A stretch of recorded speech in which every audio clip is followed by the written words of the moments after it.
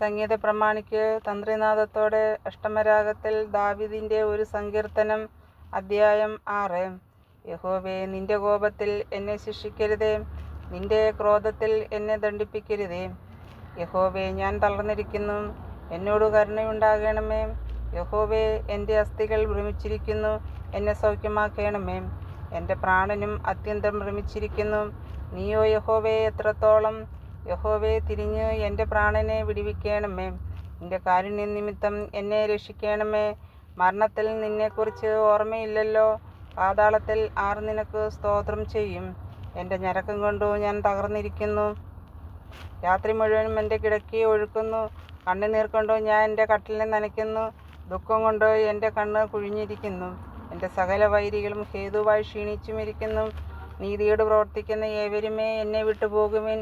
യഹോവ എൻ്റെ കരച്ചിലിൻ്റെ ശബ്ദം കേട്ടിരിക്കുന്നു. യഹോവ എൻ്റെ അപേക്ഷ കേട്ടിരിക്കുന്നു. യഹോവ എൻ്റെ പ്രാർത്ഥന കൈക്കൊള്ളും. എൻ്റെ ശത്രുക്കൾ എല്ലാവരും ലജ്ജിച്ചു ഭ്രമിക്കും. അവർ പിന്തിരിഞ്ഞു പെട്ടെന്ന് നാണിച്ചു പോകും. ആമേൻ.